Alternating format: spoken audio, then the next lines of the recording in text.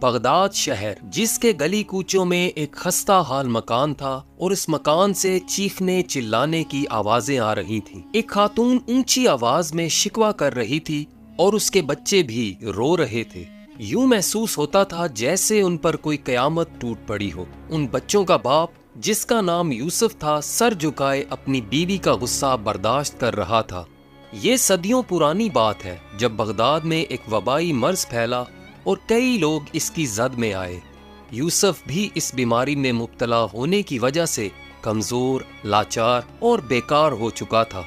اس کی بیوی اور بچوں نے کچھ دن تو فاقے برداشت کر لیے، لیکن اب ان کی برداشت اور صبر جواب دے چکے تھے۔ یوسف اب بچوں کو روتا دیکھ کر رسوئی میں گیا کہ ان کے کھانے کو کچھ ڈھونڈ سکے، لیکن اب گھر میں کھانے کو کچھ نہ بچا تھا اور تمام برتن خالی تھے۔ اس کی بیوی کہنے لگی، کسی روزگار کی سوچو، یوں بیکار بیٹھنے سے تو ہمارے بچے مر جائیں گے۔ بیوی کی باتیں سنی تو یوسف بولا، میں نے زندگی میں کوئی کوتاہی نہیں برتی، لیکن بیماری نے مجھے کمزور کر دیا ہے اور اب میں کام کاج کے قابل نہیں، یہ تم بھی جانتی ہو۔ بیوی کی باتیں سن کر وہ بہت پریشان تھا اور گھر میں کچھ تلاش کرنے لگا۔ آخر اس نے ایک لمبی رسی تلاش کر لی اور کہنے لگا، میں اس رسی کو بیچ کر آتا ہوں تاکہ بچوں کے لیے کچھ کھانے پینے کا انتظام کر سکوں۔ یوسف کی باتیں سنی تو بیوی نے کہا، آج تو کھا لیں گے، کل کیا کریں گے؟ وہ کہنے لگا، کل تک کافی وقت ہے اور کل کا مالک بھی میرا خدا ہے۔ پھر اس نے رسی اٹھائی اور اللہ کے بھروسے گھر سے نکل گیا۔ اس نے کافی دیر تک گلی کوچوں میں صدا لگائی اور آخر کار اسے ایک گاہک مل گیا۔ گاہک نے رسی کو دیکھا اور کہا، میں اس رسی کے بدلے تمہیں 1 دینار دے سکتا ہوں۔ یوسف کہنے لگا، اس کی قیمت 1 دینار سے زیادہ ہے، چند ہی سال پہلے میں نے زیادہ قیمت سے خریدی تھی۔ اب گاہک سمجھ چکا تھا کہ یوسف اپنی کسی ضرورت کے تحت رسی فروخت کرنا چاہتا ہے، اس لیے کہنے لگا، میں نے جو قیمت لگائی ہے وہی مناسب ہے، اگر فروخت کرنا چاہتے ہو تو رسی میرے حوالے کرو اور 1 دینار لے لو، ورنہ جاؤ کوئی دوسرا گاہک تلاش کرو۔ مرتا کیا نہ کرتا، یوسف نے مجبوراً منظور کر لیا اور رسی 1 دینار میں فروخت کر دی۔ وہ رقم لے کر خوشی خوشی گھر کی طرف روانہ ہو گیا تاکہ بیوی بچوں کے لیے کچھ کھانے پینے کا سامان خرید سکے۔ اچانک اس نے رستے میں 2 لوگوں کو دیکھا جو آپس میں لڑ جھگڑ رہے تھے۔ یوسف آگے بڑھا تاکہ دیکھ سکے کہ معاملہ کیا ہے۔ جب وہ قریب پہنچا تو دیکھا کہ ایک نوجوان نے بوڑھے کا گلا پکڑ رکھا ہے اور اسے اپنے ہمراہ لے جانا چاہتا ہے، اور وہ بوڑھا اپنی جان چھڑانے کے لیے ہاتھ پیر مار رہا تھا۔ یوسف نے اس جوان سے کہا، اے جوان، یہ بزرگ تمہارے باپ کی جگہ ہے، اس سے ایسا برا سلوک کیوں کر رہے ہو؟ بوڑھا اس جوان کے ہاتھوں مجبور اور پریشان تھا، کہنے لگا، 1 درم کی خاطر، صرف 1 درم کی خاطر یہ شخص مجھے قاضی کی عدالت میں لے جانا چاہتا ہے تاکہ مجھے قید خانے بھجوا سکے۔ اب تم بتاؤ، کیا اللہ تعالیٰ کو یہ بات پسند ہوگی کہ میں اس شہر میں کئی سالوں سے عزت کی زندگی بسر کر رہا ہوں، لیکن ایک معمولی سی رقم کے لیے قید خانے چلا جاؤں؟ یوسف نے اس بزرگ کی باتیں سنی تو سوچنے لگا، کیا ایسا بھی ہو سکتا ہے کہ کوئی شخص مجھ سے بھی زیادہ ضرورت مند ہو؟ اگر یہ بوڑھا قید خانے چلا گیا تو اس کی بیوی اور بچوں کا خرچ کون دے گا؟ یہ سوچتے ہی اس نے اپنی جیب سے 1 دینار نکالا اور جوان کو دیتے ہوئے کہا، یہ لو جوان، یہ رہا 1 دینار، اور اس بوڑھے کو چھوڑ دو تاکہ یہ اپنے گھر والوں سے مل سکے۔ جب نوجوان وہاں سے رخصت ہوا تو بزرگ بھی سنبھل گیا اور یوسف کو ہاتھ اٹھا کر دعائیں دینے لگا، تمہیں اللہ اس کا 100 گنا اجر دے۔ بزرگ کی دعائیں سنتے سنتے یوسف بھی وہاں سے گھر کی طرف چلنے لگا۔ چلتے چلتے یوسف اب یہ سوچنے لگا کہ مجبوراً مجھے خالی ہاتھ گھر لوٹنا ہوگا، لیکن وہ دل ہی دل میں مطمئن بھی تھا کہ اس نے غربت کے باوجود ایک نیکی کا کام کیا ہے۔ یہی سوچتے سوچتے یوسف گھر پہنچ چکا تھا۔ جب بیوی نے دیکھا کہ وہ خاموش اور سر جھکائے کھڑا ہے تو سمجھ گئی کہ یہ ہمارے کھانے پینے کے لیے کچھ نہیں کر سکا، بلکہ وہ رسی جو گھر سے لے کر گیا تھا اس سے بھی ہاتھ دھو بیٹھا ہے۔ وہ پوچھنے لگی، کیا ہوا؟ تم خالی ہاتھ کیوں ہو اور رسی کا کیا ہوا؟ یوسف نے تمام ماجرا بیوی سے بیان کیا تو وہ کہنے لگی، واقعی تم نے عمدہ کام کیا ہے اور ایک بوڑھے کو قید خانے سے نجات دلائی ہے، لیکن تمہیں معلوم ہونا چاہیے کہ جو چراغ گھر کی روشنی کے لیے ہوتا ہے اسے مسجد میں لے جانا جائز نہیں۔ اب اپنے بچوں کو کس طرح بہلاؤ گے، کہاں سے کھلاؤ گے، اور اس شہر سے کون یہاں آئے گا تاکہ ہمارے بچوں کا پیٹ بھرے؟ وہ کہنے لگا، تم درست کہتی ہو، میں تمہاری باتیں تسلیم کرتا ہوں، لیکن وہ بوڑھا ہم سے زیادہ مصیبت کا مارا تھا۔ اب جو ہونا تھا وہ تو ہو چکا، تمہارے رونے دھونے سے ہمارا 1 دینار واپس نہیں آ سکتا، اس لیے ان باتوں کو چھوڑو اور آئندہ کے لیے سوچو کہ اب کیا کریں، شاید کوئی دوسرا راستہ نکل آئے۔ وہ جانتا تھا کہ اس کی بیوی کی باتیں کڑوی ضرور ہیں لیکن درست ہیں، اس لیے سوچنے لگا کہ کیا کرے اور کیا نہ کرے۔ اچانک اس کے دل میں کوئی خیال آیا اور اپنی جگہ سے اٹھ کر دوبارہ گھر کے ٹوٹے پھوٹے سامان کو دیکھنے لگا۔ وہ کبھی ادھر کبھی ادھر پھرا لیکن اسے کوئی قابل فروخت چیز نظر نہ آئی، اس لیے پریشان اور نا امید ہو کر اپنی جگہ پر کھڑا ہو گیا۔ اچانک اسے ایک پرانا بستر نظر آیا جو بچوں کے بچھونے کے لیے استعمال ہوتا تھا۔ اس نے اپنی بیوی سے کہا، میں اسی بستر کی تلاش میں تھا، مجھے اجازت دو تاکہ میں اسے بیچ سکوں۔ بیوی نے کہا، بچے بھوکے ہیں لیکن تم اس پرانے بستر سے بھی انہیں محروم کرنا چاہتے ہو؟ یوسف نے کہا، اچھا ہوا کہ تم نے خود کہہ دیا کہ بچے بھوکے ہیں، اس لیے اہم بات یہ ہے کہ ان کے کھانے پینے کا انتظام کیا جائے، پرانے بستر کے ہونے نہ ہونے سے کیا فرق پڑے گا۔ اس کی بیوی نے جب دیکھا کہ اس کی نظر میں اس بستر کے سوا اور کوئی چیز نہیں ہے تو آنسو بہانے لگی اور فریاد کرتے ہوئے بچوں کو بستر سے اٹھایا اور اپنے خاوند سے کہنے لگی، لپیٹ لو اسے، بیچ ڈالو، صرف اتنا یاد رکھنا کہ اسے سستے داموں نہ بیچنا تاکہ چند دن ہمارے بچوں کا پیٹ تو بھر سکے۔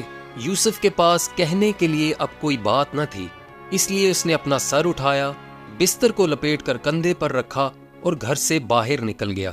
وہ چلتا رہا اور چلتا رہا اور آخر کار شہر کے اس میدان میں پہنچ گیا جہاں کئی قسم کی نئی اور پرانی چیزوں کی خرید و فروخت ہوتی تھی۔ یوسف نے بستر کو فروخت کرنے کے لیے جب آوازیں لگائیں تو چند ہی خریدار اس کی طرف بڑھے۔ انہوں نے بستر کو الٹ پلٹ کر دیکھا اور اس میں 100 طرح کے عیب نکالے اور آگے بڑھ گئے۔ آخر کار ایک ایسا خریدار آ نکلا جس کو وہ بستر پسند آ گیا۔ اس نے اس بستر کی قیمت دریافت کی۔ یوسف کہنے لگا، 10 دینار۔ خریدار کو اس بستر کی مطلقاً کوئی ضرورت نہ تھی، اور جب اس نے 10 دینار کا نام سنا تو کہنے لگا، اس پھٹے پرانے بستر کے لیے ایسا کون شخص ہوگا جو 10 دینار ضائع کرے گا؟ یہ کہنے کے بعد وہ خریدار آگے بڑھ گیا اور یوسف سے دور ہونے لگا، لیکن وہ بھی اس کے تعاقب میں لپکا اور اس کا ہاتھ پکڑ کر کہنے لگا، جناب ایسا ظلم نہ کریں، میں اپنی ضرورت کی وجہ سے اس بستر کو اس سے بھی کم قیمت پر فروخت کر دوں گا۔ آخر کار اس نے یہ بستر 3 دینار میں فروخت کیا اور رقم لے کر گھر کی طرف روانہ ہوا۔ وہ راستے میں سوچنے لگا کہ اپنے بچوں کے لیے کیا خریدے تاکہ وہ خوش بھی ہو جائیں اور ان کا پیٹ بھی بھر جائے۔ اتنے میں اسے ایک بڑھیا کے رونے کی آوازیں سنائی دی۔ وہ وہیں اپنی جگہ پر کھڑا ہو گیا۔ اس بڑھیا نے اپنے جوان بیٹے کا ہاتھ پکڑ رکھا تھا اور اس سے التجا کر رہی تھی کہ مجھے حکیم کے پاس لے چلو، مجھے حکیم کے پاس لے چلو، لیکن وہ نوجوان اس بڑھیا سے اپنا پیچھا چھڑانا چاہتا تھا اور کہہ رہا تھا، اماں جان مجھے جانے دیں، میں آپ کے علاج کے لیے رقم کہاں سے لاؤں؟ یوسف نے جب ان ماں بیٹے کا ماجرا دیکھا تو آگے بڑھا اور ان کے جھگڑے کا سبب پوچھا۔ بڑھیا نے کہا، میں نے اپنے اس بیٹے کی تعلیم اور پرورش میں کئی سال بسر کیے ہیں، لیکن اب جب کہ میں بیمار ہوں تو یہ مجھے حکیم کے پاس نہیں لے جاتا۔ وہ نوجوان کہنے لگا، میں تسلیم کرتا ہوں، میری ماں نے بڑی تکلیف اٹھائی اور مجھے پالا پوسا، لیکن میں مجبور ہوں، میرے پاس اتنی رقم نہیں ہے کہ میں اپنی والدہ کو علاج کے لیے لے جا سکوں۔ یوسف نے جب یہ ماجرا دیکھا تو پریشان ہوا اور اپنا کل سرمایہ یعنی 3 دینار اپنی پھٹی پرانی چادر سے نکالے اور نوجوان کے حوالے کر دیے۔ اس نوجوان کو یوسف کی سخاوت پر یقین نہ آیا۔ اس نے چاہا کہ اس کے قدموں پر گر پڑے، لیکن یوسف نے اسے ایسا کرنے سے روک دیا اور کہنے لگا، میرے پیارے، اپنی ضرورت پوری کرو اور والدہ کی خدمت کرو۔ یہ کہنے کے بعد وہ دونوں ماں بیٹا وہاں سے چل پڑے اور یوسف دوبارہ اسی طرح طرح کے خیالات میں ڈوب گیا۔ وہ اسی طرح حیران و پریشان کھڑا تھا اور ادھر ادھر دیکھ رہا تھا۔ جب کافی دیر کے بعد سنبھلا تو گھر کی طرف چل پڑا، لیکن بھوک اور فاقہ کشی سے چلنے کی ہمت بھی نہ تھی۔ وہ اس حالت میں بھی گھر جانے پر مجبور تھا، اس لیے گرتا پڑتا گھر پہنچا اور دروازے پر دستک دی۔ اس کی بیوی اور بچے انتظار میں تھے، اس لیے بیوی نے فوراً دروازہ کھولا اور اس کے چہرے پر خوشی نمایاں تھی، لیکن اپنے خاوند کے لٹکے ہوئے چہرے کو دیکھ کر اس کی یہ خوشی جاتی رہی۔ بیوی کہنے لگی، اے مرد، تو نے کیا کیا؟ تم پھر خالی ہاتھ لوٹے ہو؟ بیوی کو غصے میں دیکھا تو یوسف نے تمام ماجرا بیان کر دیا۔ جب تمام قصہ سنا تو بیوی کہنے لگی، تمہیں پھر دوسروں کی محبت اور دوستی نے دھوکہ دیا ہے۔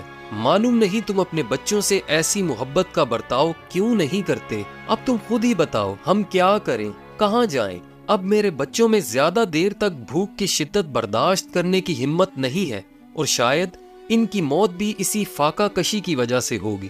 یوسف میں اب بیوی کو دیکھنے کی ہمت بھی نہ تھی۔ وہ کہنے لگا، اللہ تعالیٰ بزرگ و برتر ہے، اگر تم بھی اس بڑھیا کے نالے سنتی تو وہی کرتی جو میں نے کیا، لیکن تسلی رکھو، خدا کوئی نہ کوئی راستہ ضرور نکالے گا۔ اگر اس مرتبہ میں کوئی چیز لے گیا تو اسے بیچنے کی بجائے گروی رکھوں گا، تاکہ اس چیز سے ہمیں ہاتھ نہ دھونے پڑیں۔ بیوی کہنے لگی، کیا تمہارے گھر میں کوئی چیز بچی بھی ہے جسے گروی رکھ سکو گے؟ یوسف اپنے گھر کے چھوٹے سے صحن میں کھڑا تھا۔ وہ ادھر ادھر دیکھنے لگا اور کہنے لگا، وہ کوزہ کیسا رہے گا؟ یہ کوزہ مجھے دے دو تاکہ اس کے بدلے کوئی چھوٹا سا کوزہ خرید لاؤں اور اس کے ساتھ کھانے پینے کے لیے بھی کچھ لے آؤں۔ اس کی بیوی جو پہلے ہی غصے میں تھی کہنے لگی، اس کوزے کی جان سے بھی ہاتھ دھو لو۔ یہ کوزہ نہ تو تم سے کوئی خریدے گا اور نہ ہی گروی رکھے گا، بلکہ ایسا کرو، اس کوزے کو کسی کو بخش دو یا توڑ دو۔ مایوس یوسف اب آگے بڑھا اور کوزہ اٹھا کر کہنے لگا، مجھے ذلیل تو نہ کرو، تم جانتی ہو میں اپنے بچوں کے لیے ہی یہ سب کچھ کر رہا ہوں۔ اس کے بعد یوسف نے اپنی بیوی کو خدا حافظ کہا اور گھر سے نکل گیا۔ بازار میں پہنچنے کے بعد وہ سب سے پہلے ایک عطار کی دکان پہ گیا اور اس سے قرض مانگنے لگا۔ عطار نے کہا، بے شک میں تمہیں قرض دینے کے لیے تیار ہوں، کیونکہ میں تمہیں پہچانتا بھی ہوں۔ لاؤ، اپنی کوئی چیز لاؤ جسے گروی رکھ کر مجھ سے قرض لے سکو۔ یوسف نے اسے کوزہ دکھاتے ہوئے کہا، میرا سرمایہ تو فقط یہی کوزہ ہے۔ عطار نے کوزہ کو دیکھا اور کہنے لگا، آخر ایک استعمال شدہ اور پرانا کوزہ جس کا رنگ بھی اڑا ہوا ہے، گروی رکھنے کے قابل نہیں ہے، اس لیے جاؤ اور کوئی ایسی چیز لے آؤ جو گروی رکھنے کے لائق تو ہو۔ اس کے بعد یوسف اس عطار کی دکان سے باہر نکلا اور دوسری دکانوں کا رخ کیا، لیکن اس کی تمام کوششیں ناکام ہوئیں، کیونکہ کوزہ بہت پرانا تھا اور کوئی بھی اسے اس کوزہ کے بدلے قرض دینے پر آمادہ نہ ہوا۔ سورج ڈوبنے کے قریب تھا اور اندھیرا چھانے والا تھا۔ یوسف کے دل میں نا امیدی کی کیفیت طاری تھی۔ وہ خود سے کہنے لگا، شاید میں نے اپنی بیوی سے وعدہ کر کے غلطی کر دی ہے، اس کوزہ کو کوئی بھی گروی نہیں رکھے گا، مجھے لگتا ہے اب اسے بیچ ہی دینا چاہیے۔ اس نے ارادہ کیا اور واپس پلٹا اور خریداروں کو بلانے اور کوزہ فروخت کرنے کی آوازیں لگاتا رہا، اس لیے کہ یہی کوزہ اس کی آخری امید تھی اور اس کی خواہش تھی کہ اسے ہر قیمت پر فروخت کرے تاکہ اس کے بیوی بچے کم از کم ایک وقت کے کھانے سے محروم نہ رہیں۔ لیکن اس کی بدقسمتی کہ کوئی بھی خریدار نہ ملا۔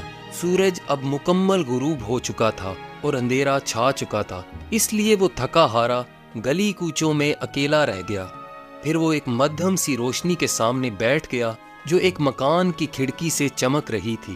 وہ کافی دیر بیٹھا رہا اور سوچتا رہا کہ اس حالت میں کیسے گھر جائے اور بیوی بچوں کو کیا جواب دے۔ اس نے اپنا سر جھکا لیا اور بدستور سوچتا رہا کہ اتنے میں اسے ایک مچھلی فروش کی آواز سنائی دی۔ یہ مچھلی فروش بھی یوسف ہی کی طرح مجبور اور تنگ دست تھا، اس لیے وہ بھی اسی جگہ آ کر بیٹھ گیا جہاں وہ بیٹھا ہوا تھا۔ جلد ہی وہ دونوں ایک دوسرے کا حال احوال سننے اور کہنے لگے، اور ایک دوسرے کے غم گسار بن گئے۔ مچھلی فروش کہنے لگا، ہم دونوں کے حالات ایک جیسے ہیں، آؤ کوئی ایسا کام کریں کہ تم اس کوزے سے چھٹکارا حاصل کرو اور میں اس مچھلی سے جو میرے ہاتھ میں بچی ہوئی ہے، میں تم سے کوزہ لے لیتا ہوں اور تم مجھ سے مچھلی لے لو اور اپنے گھر جاؤ، تاکہ کم از کم آج کی رات تو تمہاری بیوی اور بچے اپنا پیٹ بھر سکیں۔ یوسف نے کچھ سوچا اور کہنے لگا، ہمارے لیے اس کے علاوہ اور کوئی چارہ بھی تو نہیں، میں بجائے اس کے کہ خالی ہاتھ گھر جاؤں، کم از کم ایک مچھلی تو میرے ہاتھ میں ہوگی۔ اب یوسف ایک چھوٹی سی مچھلی کا مالک بن گیا اور اس کے بدلے مچھلی فروش کو ایک بڑا لیکن پرانا کوزہ مل گیا تھا۔ مچھلی فروش نے بہت جلد کوزہ لے لیا اور گھر کی طرف تیزی سے روانہ ہو گیا، اور چھوٹی سی مچھلی یوسف کے حصہ میں آ گئی۔ وہ اپنے انہی خیالات میں غرق تھا اور کہہ رہا تھا، ہائے افسوس، مجھ پر کتنی مصیبتیں گزری ہیں۔ پھر وہ آہیں بھرتے اور روتے ہوئے گھر کی طرف چل پڑا۔ جب وہ گھر پہنچا تو نہایت حسرت اور دکھ بھرے انداز سے دروازے پر دستک دی تو معمول سے جلد دروازہ کھول دیا گیا۔ اسے معلوم تھا کہ اس کی بیوی اور اس کے بچے آنے کی گھڑیاں گن رہے تھے۔ وہ گھر میں داخل ہوا تو صحن میں بیوی بچوں کے سامنے وہ مچھلی رکھ دی اور انتظار کرنے لگا کہ اس کی بیوی کیا کہتی ہے۔ اگرچہ یہ مچھلی چھوٹی سی تھی، لیکن اس پرانے کوزے کو گروی رکھنے کے برابر ضرور تھی۔ وہ کچھ دیر خاموش رہا اور پھر کہنے لگا، میں نے وہ کوزہ گروی نہیں رکھا، بلکہ اس کے تبادلہ میں یہ مچھلی لی ہے۔ اس کی بیوی مچھلی کو دیکھ کر بہت خوش تھی، لیکن فوراً ہی اس کے چہرے کا رنگ تبدیل ہو گیا اور کہنے لگی، گویا تم نے کوزہ دے کر مچھلی لی ہے؟ آخر ہمارے گھر اب بچا ہی کیا ہے؟ کیا تم نے جانے سے پہلے وعدہ نہیں کیا تھا کہ اس کوزہ کو فروخت نہیں کرو گے بلکہ ایک چھوٹا کوزہ خریدو گے؟ یوسف اپنی بیوی کی باتیں سن کر سر جھکائے بیٹھا تھا اور بس اتنا کہہ سکا، اس کوزہ کو گروی رکھنے کے لیے کوئی بھی تیار نہ ہوا۔ میرے ہاتھ پاؤں بندھے ہوئے تھے اور میں مجبور تھا۔ بیوی اب دل ہی دل میں افسوس کر رہی تھی کہ وہ کوزے سے بھی ہاتھ دھو بیٹھے ہیں۔ وہ اپنی جگہ سے اٹھی، تھال اور چاقو لے آئی اور مچھلی کو صاف کرنے لگی۔ وہ اسی طرح مچھلی صاف کر رہی تھی کہ اچانک حیرت سے کہنے لگی، یہ کیا ہے جو مچھلی کے پیٹ میں چاند کی طرح چمک رہا ہے؟ یوسف آگے بڑھا اور مچھلی کے پیٹ کی آلائش دیکھ کر خوشی سے چلانے لگا، موتی، اے عورت، یہ تو قیمتی موتی ہے۔ یوسف کے چلانے سے اس کا خاموش اور اداس گھر خوشی سے بھر گیا تھا۔ وہ رات اس کی بیوی اور بچوں نے یاد الہی میں گزار دی اور خوشی سے پھولے نہ سمائے۔ اب وہ صبح کا انتظار کرنے لگے کہ کب جوہری اپنی دکان کھولے گا۔ ابھی جوہری نے اپنی دکان بھی نہ کھولی تھی کہ یوسف اس کے دروازے پر موجود تھا۔ جیسے ہی دکان کھلی تو اسے وہ موتی دے کر اس کے بدلے بے اندازہ رقم وصول کر لی۔ اس دفعہ وہ خالی ہاتھ نہ تھا، بلکہ گھر جاتے ہوئے اس کی گٹھڑی درہم و دینار سے بھری ہوئی تھی۔ یوسف نے اس رقم سے گھر کی ضروریات، بچوں کے لباس اور نئے بچھونے خرید لیے۔ کافی عرصہ کے بعد ان کے طرز زندگی میں تبدیلی واقع ہو چکی تھی۔ جب چند دن گزر گئے تو یوسف کے حالات بھی پریشانی سے آسودگی میں تبدیل ہو گئے۔ لیکن کہتے ہیں کہ زندگی ایک مسلسل امتحان ہے۔ ایسا ہی ایک واقعہ یوسف کے ساتھ دوبارہ پیش آیا۔ ایک دن شام سے تھوڑی دیر پہلے اس کے دروازے پر دستک ہوئی تو یوسف نے دروازہ کھول کر دیکھا، ایک پریشان حال درویش اس کے سامنے کھڑا ہے اور وہ صاحب خانہ کا انتظار کر رہا تھا۔ یوسف بھی اب کوئی فقیر نہ تھا بلکہ صاحب مال تھا۔ درویش کو دیکھ کر وہ بے حد خوش ہوا اور مسکراتے ہوئے اسے دعوت دی کہ اندر تشریف لے آئیں۔ درویش نے یوسف کو اپنا تعارف کرایا اور کہنے لگا، نہیں، میرے پاس مہمان بننے کا وقت نہیں ہے، میں مجبور اور تنگ دست ہوں۔ اگر تم انسان دوستی کا ثبوت دینا چاہتے ہو تو میری مدد کرو تاکہ اپنی پریشانی سے میں نجات پا سکوں۔ یوسف نے جب یہ باتیں سنی تو گہری سوچ میں ڈوب گیا اور دل میں کہا، کچھ بھی ہو میں اس درویش کی مدد ضرور کروں گا، کیونکہ چند دن پہلے میں بھی اسی درویش کی طرح ایک پریشان حال اور فقیر تھا۔ پھر وہ کچھ کہے بنا تیزی سے مڑا اور کمرے سے سنہری سکوں سے بھری ہوئی تھیلی لا کر درویش کو پیش کر دی۔ درویش نے جوں ہی تھیلی دیکھی تو اس کے چہرے پر خوشی کے آثار نظر آنے لگے اور مسکرانے لگا اور کہا، واقعی درست ہے، تم سخی اور انسان دوست ہو۔ میں نے کئی دن پہلے لوگوں کی زبانی تمہاری تعریفیں سن رکھی تھیں، لیکن مجھے اس بات پر یقین نہ تھا کہ تم ایسے انسان دوست ثابت ہوگے۔ اگر تم سچ پوچھتے ہو تو مجھے ان سنہری سکوں کی کوئی ضرورت نہیں، میں تو صرف اس لیے آیا تھا کہ دیکھ سکوں کہ لوگوں کی زبانی جو باتیں سنی تھی وہ درست ہیں یا نہیں۔ درویش نے پھر ایک سرد آہ بھری اور آسمان کی طرف دیکھ کر کہنے لگا، میں کئی سالوں سے گوشہ نشین ہوں اور عبادت الہی میں مصروف ہوں، لیکن مجھے ایسا مرتبہ نہیں ملا جس مرتبہ پر تم فائز ہو چکے ہو۔ درویش نے اتنا ہی کہا اور دونوں ہاتھ اٹھا کر یوسف کو دعائیں دیتا وہاں سے رخصت ہو گیا۔ دوستو، اگر آپ کو آج کی یہ ویڈیو پسند آئی تو اسے لائک کریں، رائے دینا چاہیں تو کامنٹ کریں اور ہمارے چینل YM وائس کو سبسکرائب کریں۔